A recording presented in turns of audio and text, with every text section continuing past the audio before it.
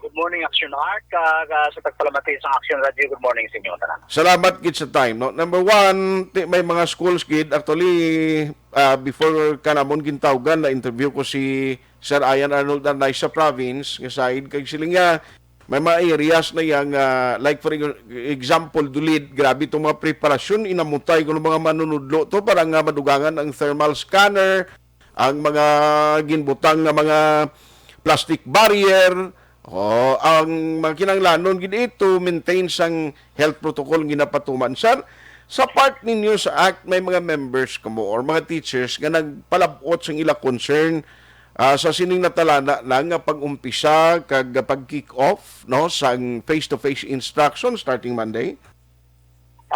Sa atong mga teachers, kag sa mga students, parents, nagligad, may kundi ako magsala mga 4 days ago, may ginheld nga consultation ang ACT Philippines nga ginamonitor ang tanan nga mga schools all over Philippines kung ano ang possible nga mga problema na ma-encounter sa teachers, sa parents, kag sa students sa pag-atubang sa face-to-face classes. So, sa buong tiway, pumansang reklamo sa atong nabaton kita. And then ang sa Bacolod amo malaning Alangila National High School pag daw naka-istorya kita kay Ma'am Ortonio sa naligad niya daw okay naman na preparado naman sila ya. Except sa ito nga ito madayon kay may isa nga nag-COVID sa Alangilan, hindi ko pwede nga madayon kung may bisan isa lang. So I do not know kung right now kung zero na sila. And then, gamay-gamay man ang ila population, dira kag ang mga teachers, hindi matama katamo. Aga-ara sila sa nabukid nga bahin. So, we hope nga kung amo ni mando sang department, by Monday. So, daw 1 month ago, daw naka-ready naman sila. So, we will get in touch later on kay Ma'am Ortonio, ang vice principal dira kung ano na sila ka-ready action art, no? Pero galing pati mga teachers in order nga to comply sa sining instructions ng DepEd at amot amot ang iban nga mga teachers only nga madayon ang classes no ang limited face-to-face instruction by Monday. So kung daw gamay lang alam mo tanti daw ang teacher daw gamot na pero kung daw dako naging mga scanner mahal na i-action art. Gani man. Kung pa ang principal ginadang gakuan ang nagapalibog todo tigaling kung kisa ang principal to be fair sa atong principal daw kung kisa limited ng budget.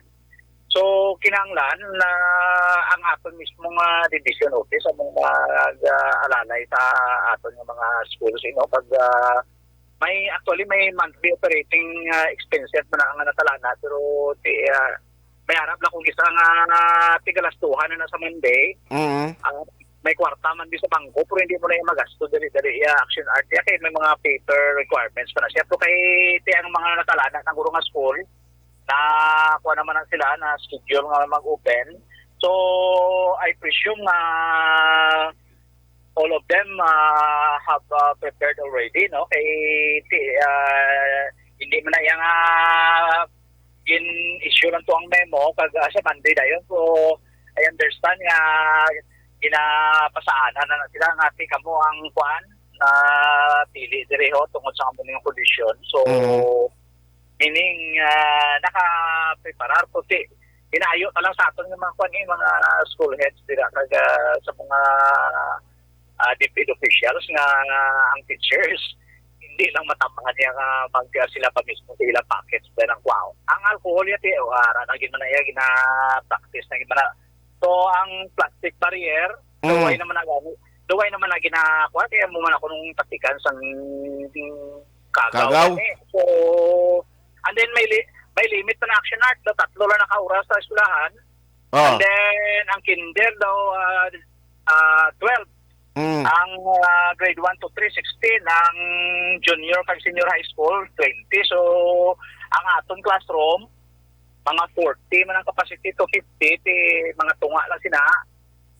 And then, ang aton 12 to 17, kung high school, most probably, kung sa Bacolod, damo naman na bakunahan.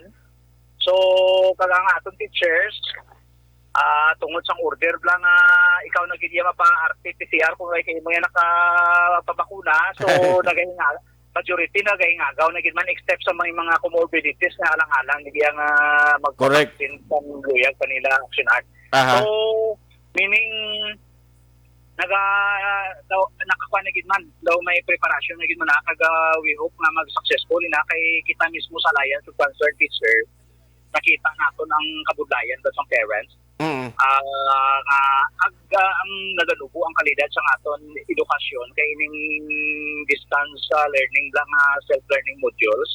So na-design ini siya sa mga estudyante kag mga parents nga makaalala kay may mga konlak na bisan pabayaan mo lang makatuon sila. Makatuon, correct. Kadamaan sa aton parents nagaulobra kag ang kadamaan daw hindi man gidya ka balugin sinaya sa mga lessons sila nga bago naman. Ang nagakinanglan na gid man kita sa face to face sa ato na atinang nga seminar sa Alliance of Concerned Teachers. Nagligad lang ako kung nag-close kita sang schools. Dito sa statistics nakita sa Asia kita ang pinakalawig na nag-close ang ginimo ulit sa mga kapungsuran sa Asia kung may kuwang din man to may COVID ka-close anay sila ta 2 ka semana and then balik naman sila klase ang ato niya all throughout yung close naton meaning duwa katuig ang lagso naton nga gap no sa mga learners naton. So say na siya ka daw medyo quote-unquote so error lang na nakumit ang administration ni President Digong although in the name sang safety din man siya kung ang ignorante na kwan ni amo naman ang ato bangon sa dason nga mga tinuig so amo na nga kinahanglan gid mag face to face para malagas man sa mga teachers ang gaps ng learning. And then ang mga parents kuan man naton ang especially sa elementary sa kinder to 1 to 4 abi no kay ang kabataan dire ay dependent sa parents kung wala ang parents most likely hindi na sila magtuon.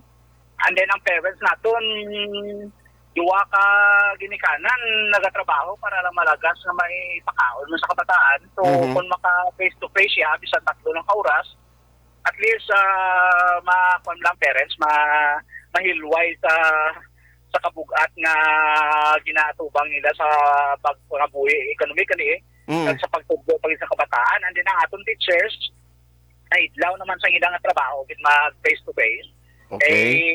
Ting iban dira yan nakapoy naman sa pa pangita kung isa sang kay kulang ang budget. So tikol maka face to face at least matanaw ya ang kakinahanglan gid sa aton nga kabataan nasyonal. Sige. So anyway, i-update namon ini sa pila ka mainadlaw para nga mabalaan tagid, no? Especially Monday guro ang patrol ma-check man ni sa respective schools kung kumusta no ang ila sining pag-umpisa sang face-to-face instruction. On that note, Sir Richard, salamat gid sa time nga ginatag mo karon nga gahalong gid permi. Thank you gid Action Art kag sa Action Radio salamat gid sa paghatag sa time permi sa aton mga teachers. Good morning once again. Action Hotline. Ilan tawon ta niya, no? Sikap tanista guro pakaronan talaga kay dolang alang nagid ang tiyempo ko. Kay Lisa Gardi, Liram Perez, Tarmayo may agadira. Ang mga limited or ang limited face-to-face instruction, alang ilan National High School, isa na ding nalakip sa bagong listahan.